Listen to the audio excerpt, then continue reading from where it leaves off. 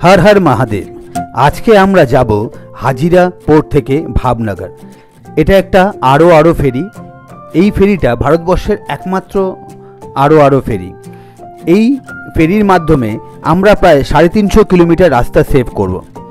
এরকম ফেরিতে আমি থাইল্যান্ডে অনেকবার চড়েছি, কিন্তু ভারতবর্ষে এটা শুরু হওয়ার পর থেকে এটা চড়ার আমার খুব ইচ্ছা ছিল।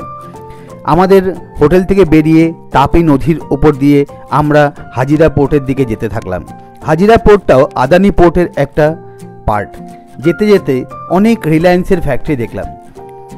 আমাদের এই গুজরাট মানে ওয়েস্টার্ন পার্টে আসলে বোঝা যায় বিজনেসটা কত বড়।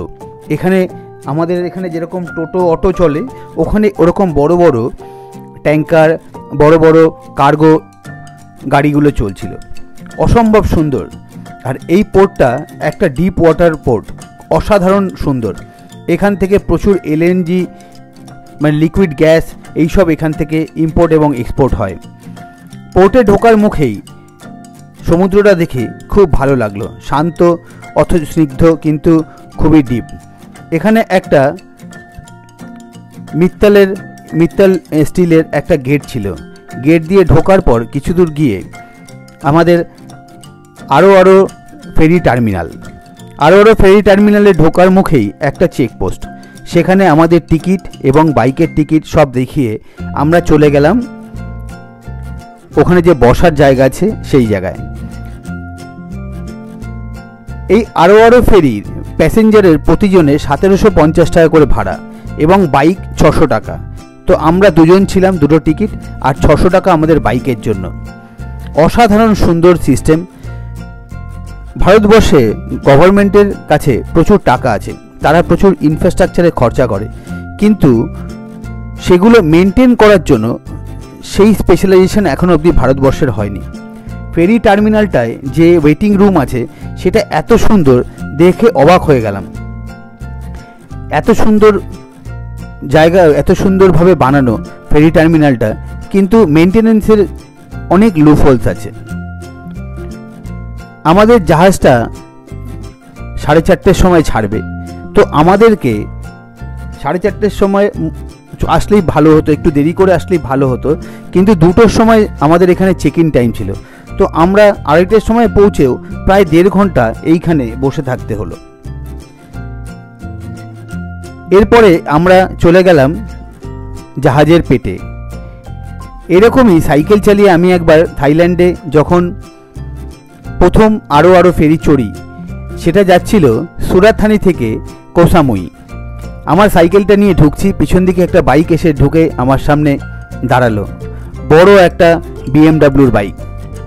বাইকে বসেছিল ম্যাড আর নো ম্যাডের দুজন, অ্যান্ড্রিউ আর ওর গার্লফ্রেন্ড। অসম্ভব সুন্দর আমার ওই অভিজ্ঞতা ছিল। তো আমারও এই রাস্তাটা যখনই আমি দেখলাম যে এই রাস্তাটা আমার 350 কিলোমিটার, মানে একদিন আমাকে বাঁচিয়ে দেবে এবং এটা একটা নতুন অভিজ্ঞতা হবে। আর আমি যদি 350 কিলোমিটার বাইক চালিয়ে যেতাম, আমার হয়তো সিমিলার খরচা হতো। সেই জন্য আমি এই রিস্কটা নিয়ে নিলাম। এটা দেখারও ছিল যে ভারতবর্ষে এরকম ফেরিগুলো কিভাবে চালানো হয়। আমরা জাহাজের পেটে ঢুকে গেলাম। ঢুকে গিয়ে একদম ওপরে আমাদের বাইক রাখতে দিল। অপূর্ব সুন্দর, একদম সেম স্ট্রাকচার যেরকম আমি থাইল্যান্ডে দেখেছিলাম। এইরকম ফেরিগুলো আন্দামানে চালু করলেও খুব ভালো হবে। তাহলে কানেক্টিভিটি ওই আইল্যান্ডগুলোর অনেক ভালো হবে। জাহাজে ঢোকার মুখেই আরেকবার টিকিট চেক হলো এবং আমাদেরকে হাতে একটা করে ব্যান্ড পরিয়ে দেওয়া হয়েছিল, সেই ব্যান্ডটাও চেক হলো। জাহাজের পেটের ভিতর অনেক বড় জায়গা। এইটার করে অনেক বড় বড় লরি, ট্রেলার, গাড়ি, বাইক সবই পার হবে।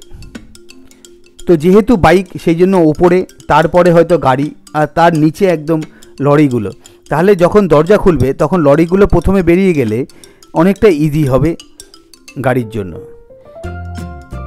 আমরা ফেরির ভিতরে যখন ঢুকলাম তখন আমাদের দেখেই মনে হলো যে এত সুন্দর ব্যবস্থা আমাদের দেশেও চালু হচ্ছে।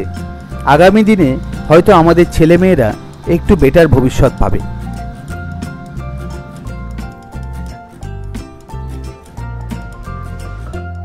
প্রায় 1 ঘন্টা বাকি। তো আমি জাহাজের ওপর নিচে পুরো জায়গাটাই ঘুরে দেখতে থাকলাম। হাতের ব্যান্ডটাও খুব সুন্দর, ডিজি শিপিং কর্পোরেশন। তো আমি ইকোনমিতে টিকিট কেটেছিলাম। এখানে একটা লাক্সারি ইয়েও হয়।